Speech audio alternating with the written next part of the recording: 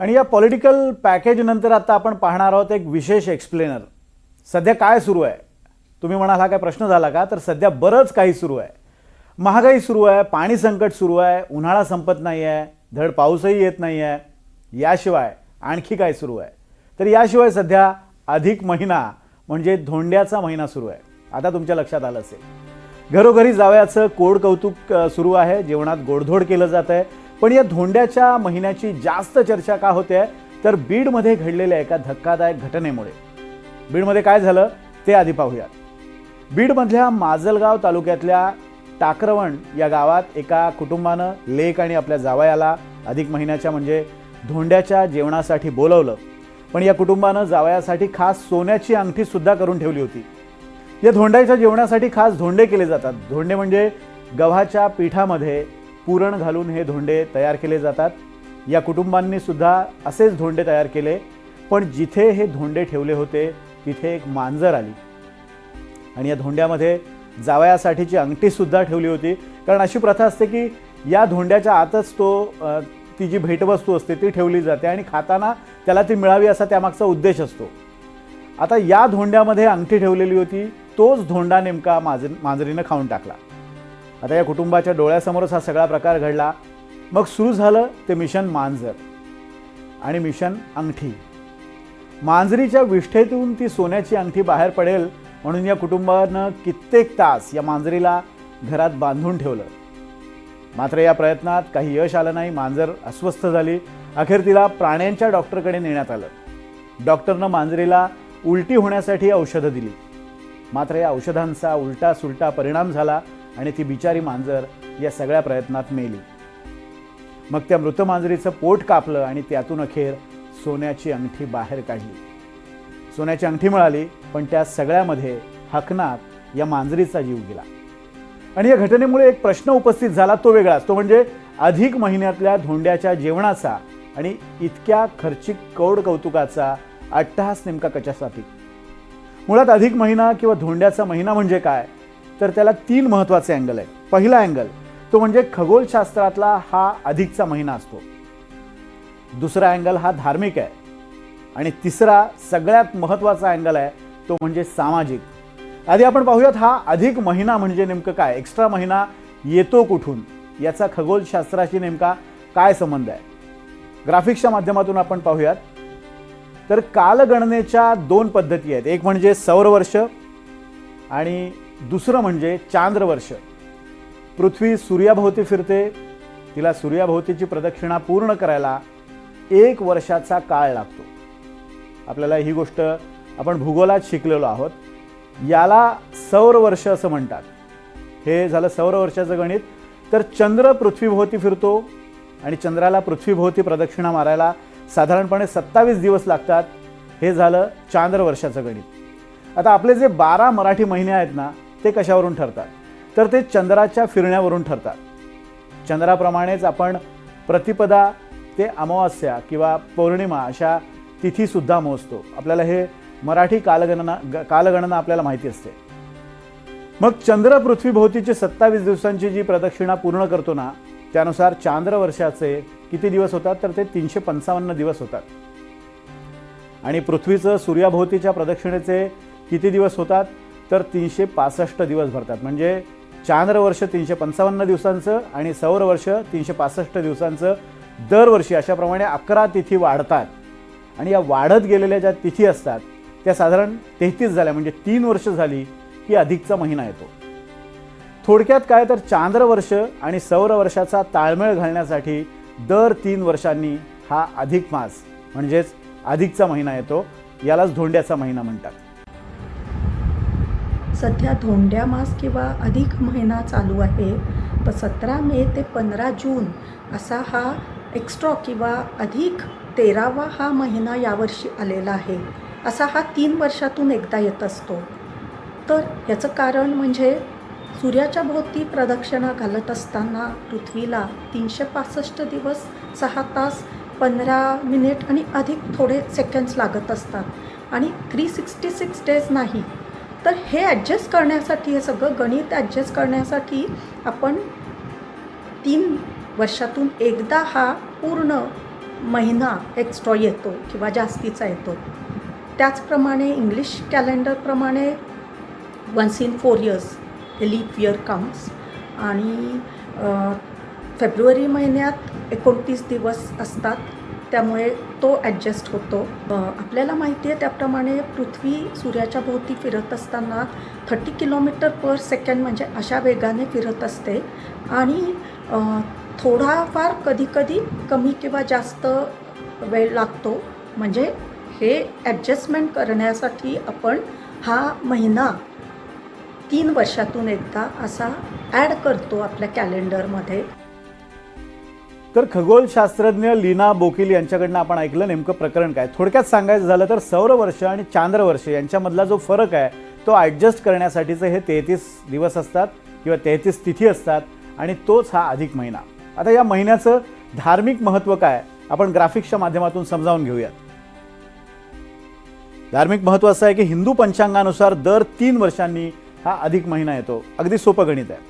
धार्मिक मान्यतेनुसार वर्षातल्या प्रत्येक महिन्याची एक देवता असावी असं आपल्या पुराणात सांगितलेलं आहे.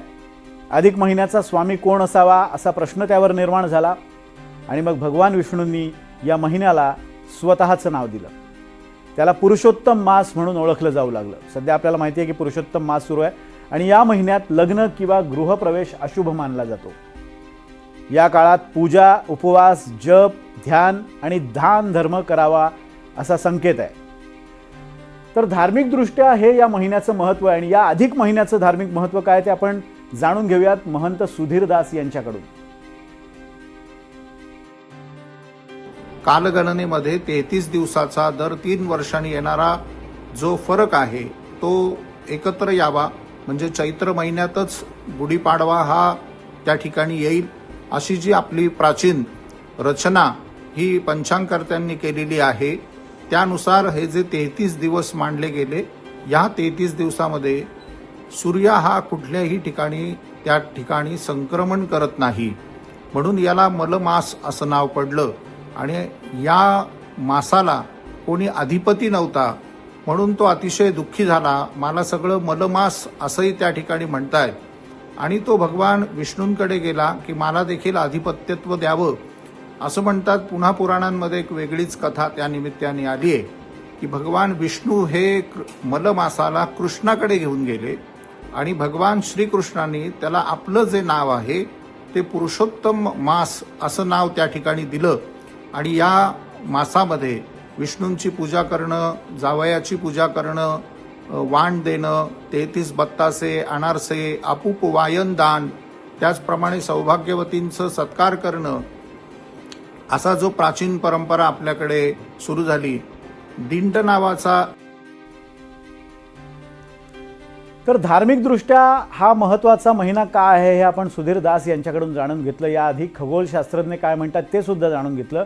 पण या धोंड्याच्या महिन्याचा अतिशय महत्त्वाचा असा एक सामाजिक अँगल आहे, तो अतिशय महत्त्वाचा आहे. धोंड्याचा महिना म्हणून जावयाला जेवायला बोलावलं जातं या महिन्यामध्ये. त्याच्यासाठी पुरणाचे धोंडे आणि अनारसे असा बेत केला जातो. तुम्ही ऐकलं असेल किंवा स्वतः अनुभव सुद्धा घेतला असेल. आणि जावयाला काहीतरी भेटवस्तू द्यायची असते म्हणून सोन्याची अंगठी किंवा एखादी सोन्याची चेन असे सोन्याचे दागिने यथाशक्ती केले जातात. यजमान म्हणजे मुलीच्या घरचे त्यांची सांपत्तिक स्थिती कशी आहे त्यावरून हे ठरतं की काय भेटवस्तू द्यायची. आता आपला समाज हा उत्सवप्रिय आहे, त्यामुळे प्रत्येक गोष्टीत उत्सवी वातावरण शोधण्याचा प्रयत्न आपण करत असतो आणि आपण सण समारंभांना कौतुकानं गोडधोड करतो, जवळच्यांना जेवायला बोलवतो. इथपर्यंत सगळं ठीक आहे. पण आता या धोंड्याच्या जेवणाबद्दल आणि कोड कौतुकाबद्दल काही प्रश्न गांभीर्यानं उपस्थित करण्याची वेळ आली आहे. आपण पाहूयात काय प्रश्न आहेत. धोंड्याच्या जेवणावरून जावयाला दिल्या जाणाऱ्या दागिन्यांवरून स्पर्धा निर्माण झाली आहे का? अतिशय महत्त्वाचा प्रश्न आहे. रील्समुळे धोंड्याच्या जेवणाचा भपका, महत्त्व, स्टेटस वाढले. आपल्या सगळ्यांच्या जीवनात सध्या रील्स भरून राहिलेले आहेत. तुझ्या जावयाचं जास्त कौतुक की माझ्या जावयाचं जास्त कौतुक? आणि धोंडा हा हुंडा झालाय का? धोंड्याच्या आडून मुलीच्या सुनेच्या कुटुंबियांकडून हुंडा मागण्याची नवी पद्धत सुरू झाली आहे का? हा सगळ्यात महत्त्वाचा प्रश्न आहे. आणि या सगळ्याबद्दल सामाजिक कार्यकर्त्यांचं नेमकं काय म्हणणं आहे आपण ते सुद्धा जाणून घेऊया.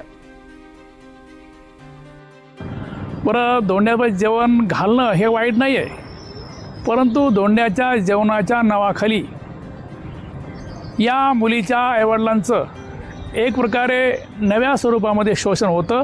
ते शोषण म्हणजे धोंड्याच्या जेवणानंतर नवरदेव किंवा मुलाला त्याच्या सासूसाऱ्याने मोठ्या प्रमाणामध्ये सोने, चांदी, कपडे असे भेटवस्तूच्या रूपात त्याला त्यांनी भेट द्यायची असते.